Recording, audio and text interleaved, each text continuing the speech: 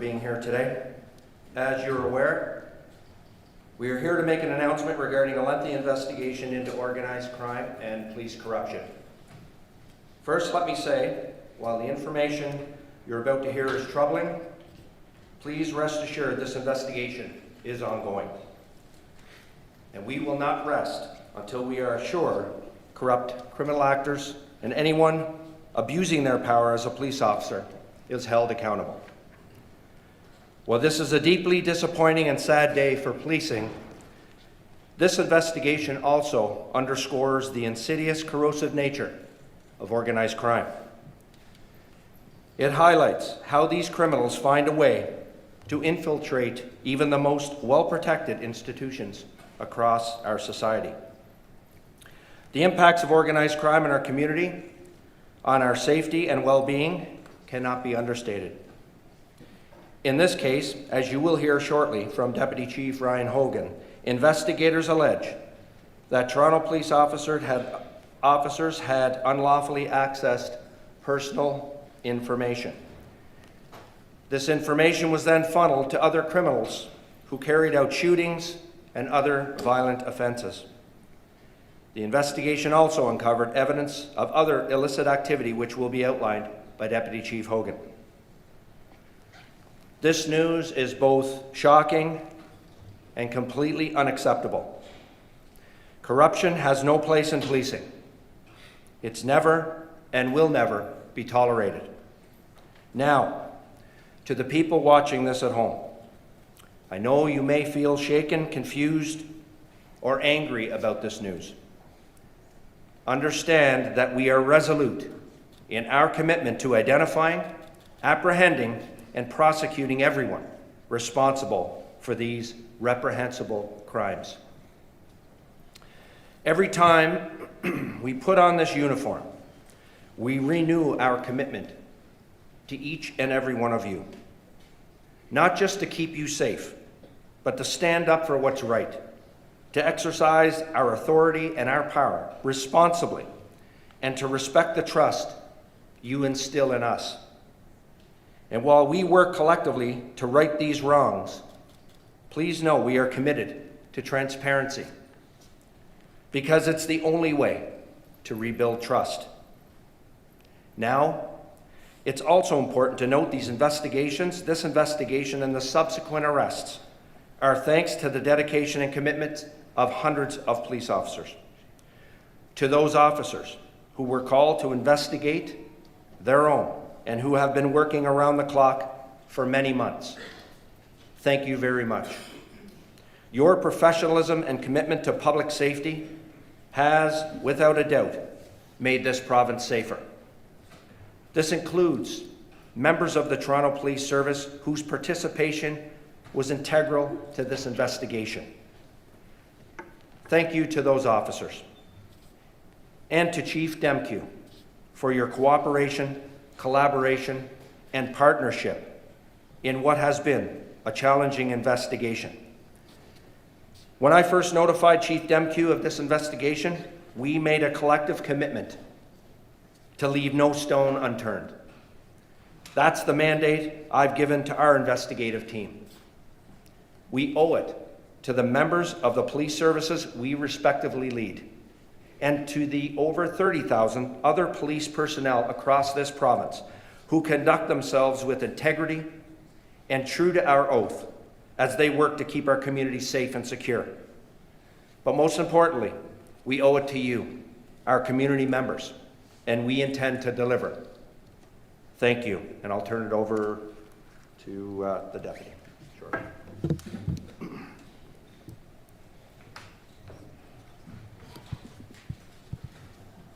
I'd now like to call to the podium York Regional Police Deputy Chief Ryan Hogan.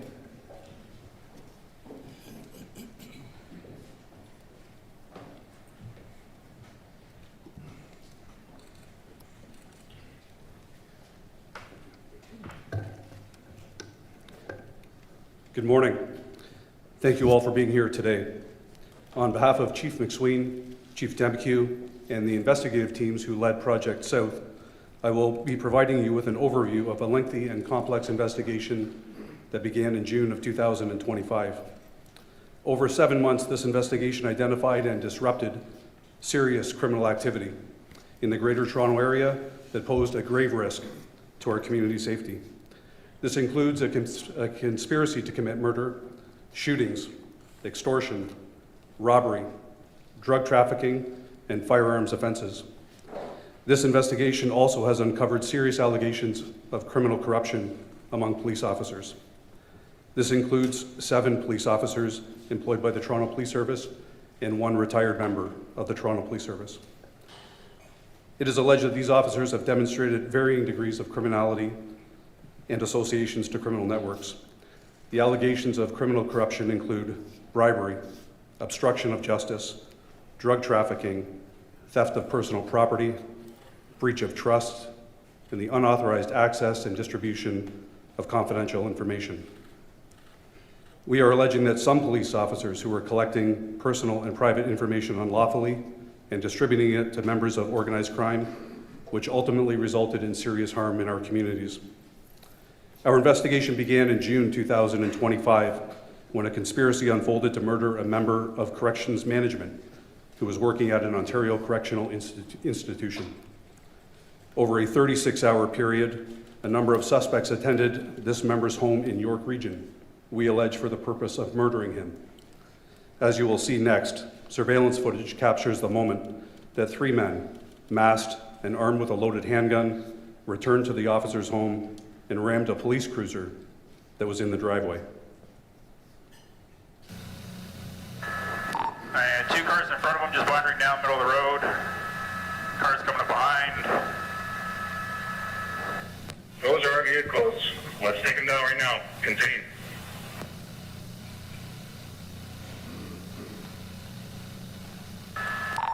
Over the grass into a car.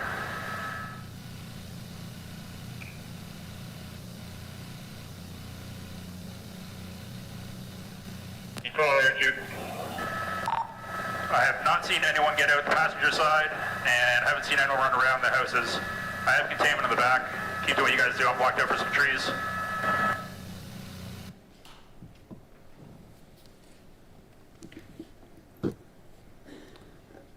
These brazen actions highlight the clear dangers that were faced by the victim, his family, and the police officers that were there to protect him. The 3 suspects who were arrested by police officers at the scene, as I mentioned, were in possession of a loaded handgun, and it is worth emphasizing that this was the 3rd time they had returned within 36 hours. As investigators pieced together the events leading up to this crime, it was determined that a Toronto police officer, Constable Timothy Barnhart, had unlawfully accessed confidential information about the victim. We allege that this officer then released the information to a Mr. Brian DaCosta, and from there it was released further into other criminal networks.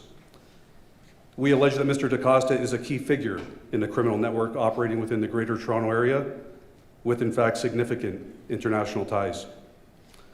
The investigation led police to identify 3 additional suspects who were planning to cause harm to the correctional management member.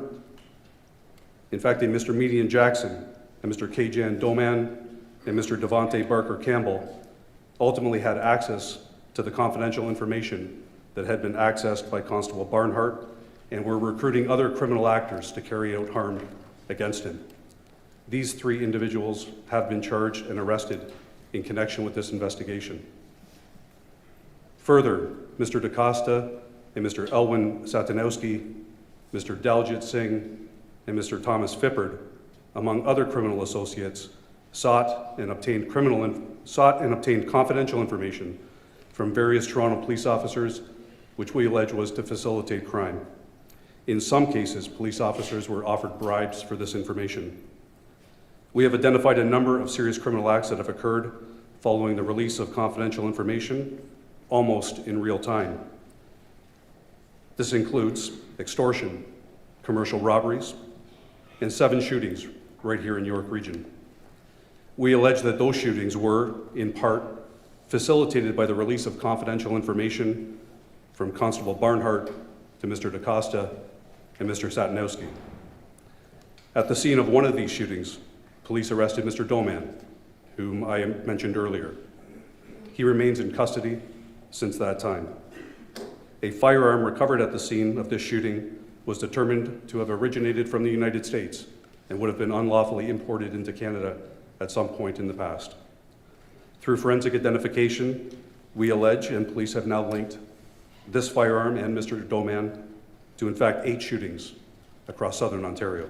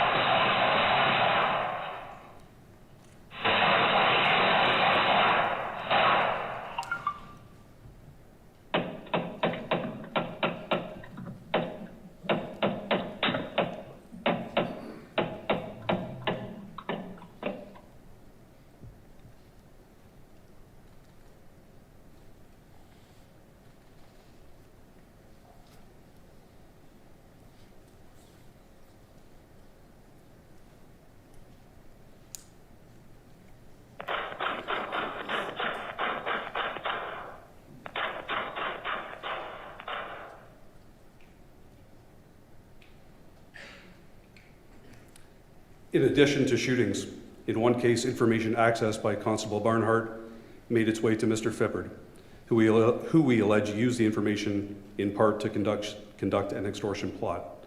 This has previously been reported in relation to Mr. Fippard. Let me now get into more detail on how additional officers were tied to these crimes.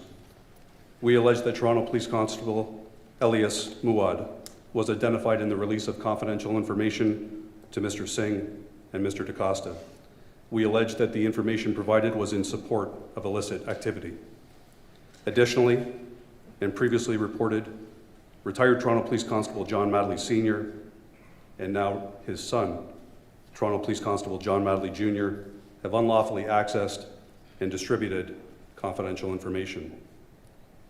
We allege that Mr. DaCosta was involved in a sophisticated drug trafficking operation, and we believe he was responsible for the exportation of cannabis and fentanyl, and with the network more broadly, and as we continue to investigate, the importation of cocaine and the local wholesale trafficking of cannabis, cocaine, and methamphetamine.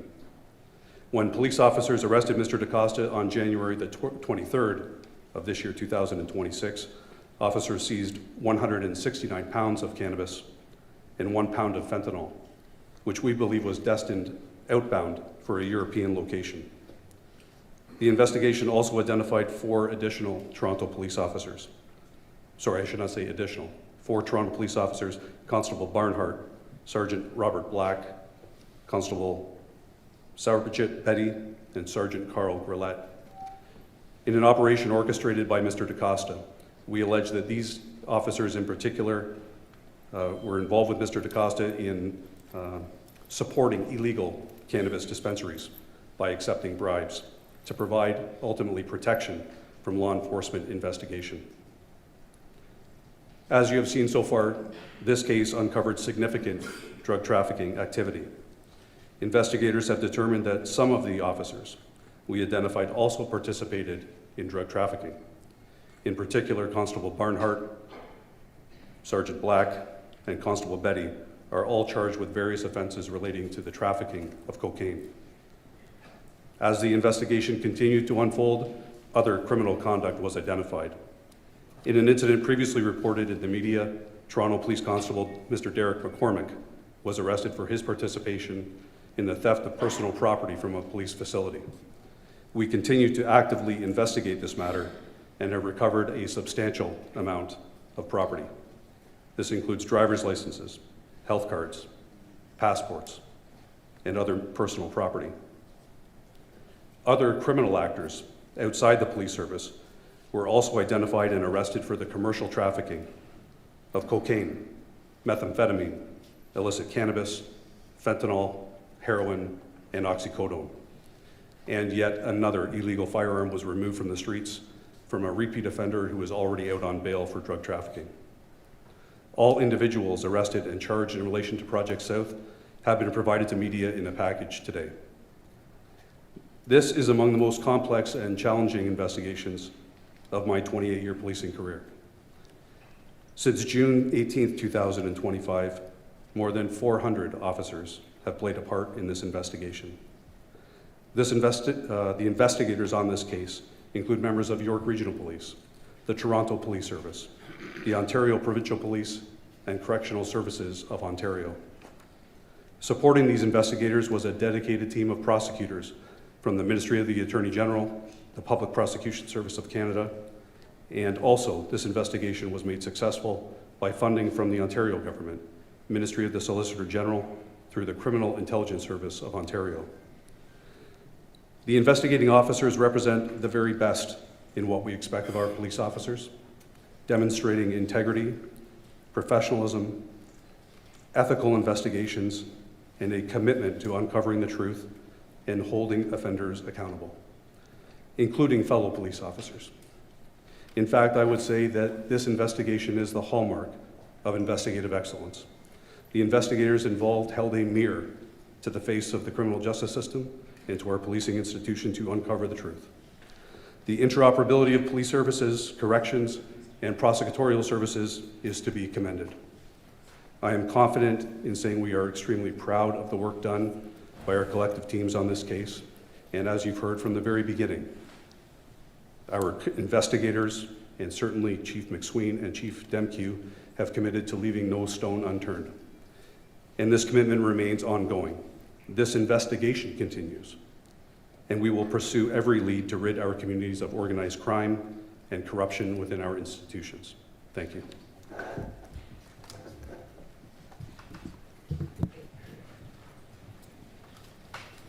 Thank you, Deputy. I'd now like to call to the podium Toronto Police Chief Myron Demkiw.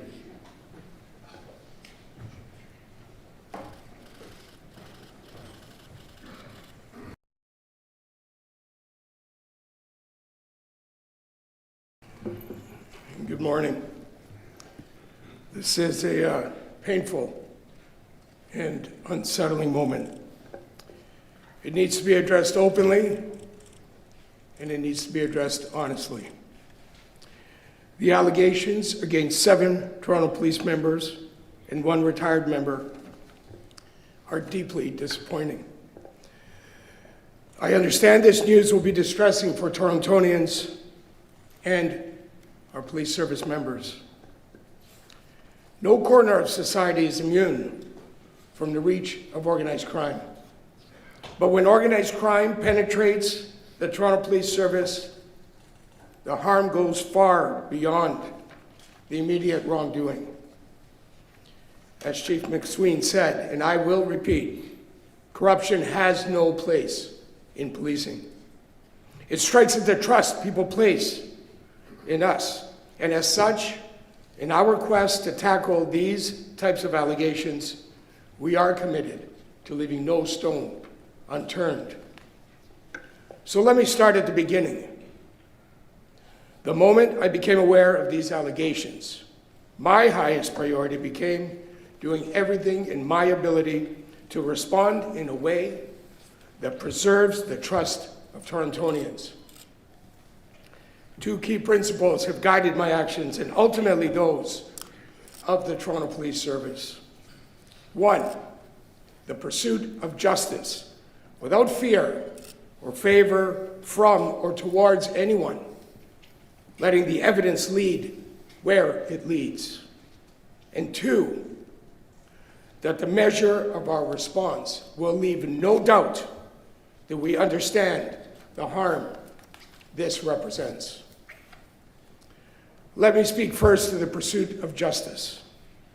From day one, our priority was to ensure the independence of this investigation, to ensure it was conducted with great care, diligence, and professionalism, and to seek justice, no matter how difficult that pursuit may be.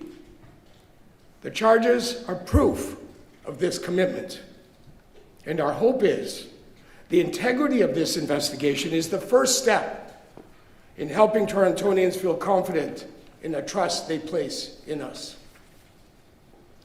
Let me take a moment to say how grateful I am for our policing partners at the York Regional Police Service for leading this investigation.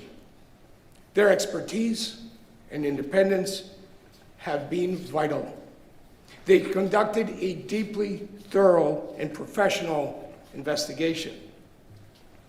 I thank Chief Jim MacSween and Deputy Chief Ryan Hogan and their members for their exceptional work.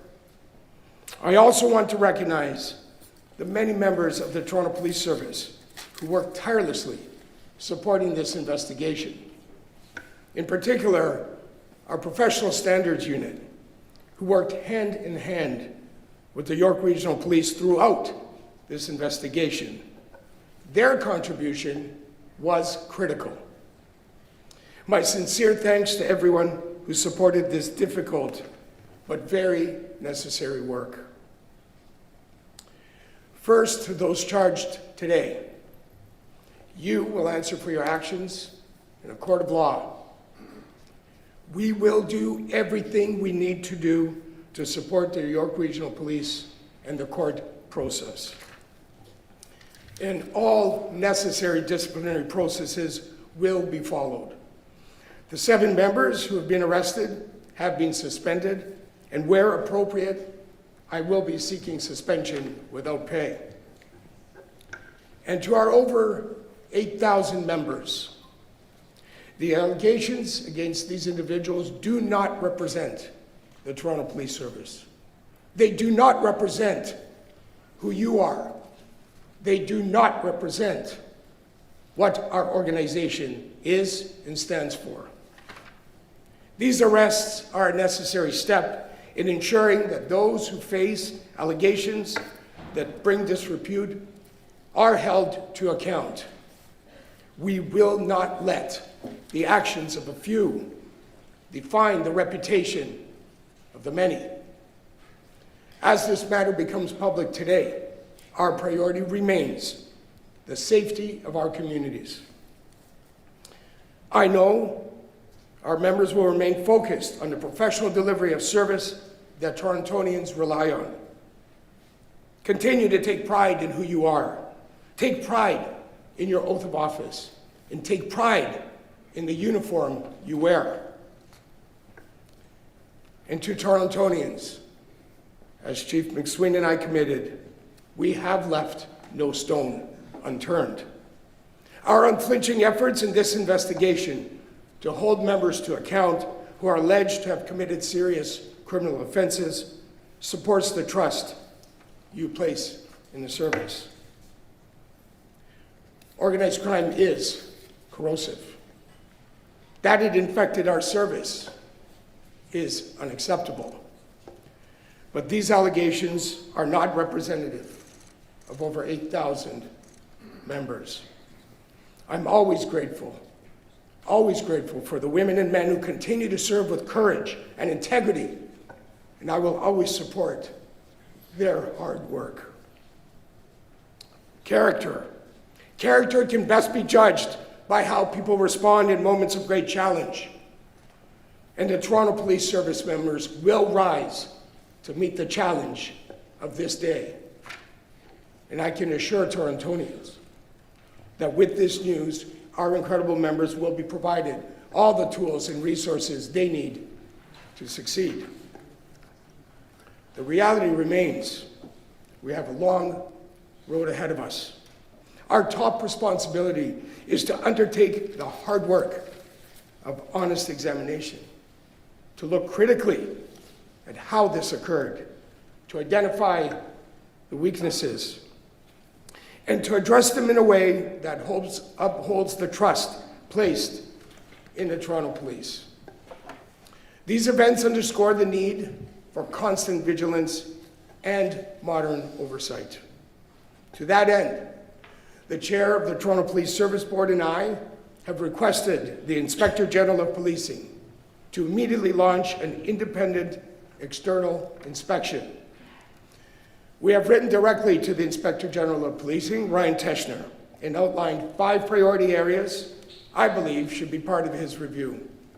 I trust the Inspector General to determine the appropriate scope and ultimately to entrust the work to an independent authority. I can assure Torontonians, the Inspector General will have the full support of the command and the entire Toronto Police Service. And we look forward to the recommendations that ultimately emerge. We will publicly release the letter we have sent to Mr. Teschner today. In addition, in the coming days and weeks, we will get to work examining our internal processes and controls to allow for immediate actions where required. I began my remarks by acknowledging the harm created by these types of allegations. That is because the effectiveness of the Toronto Police Service ultimately rests on the trust that exists between our members and the public we serve. In closing, restoring trust requires more than words. It requires sustained effort, openness to scrutiny, and the humility to change. That is the work ahead, and it is the work our service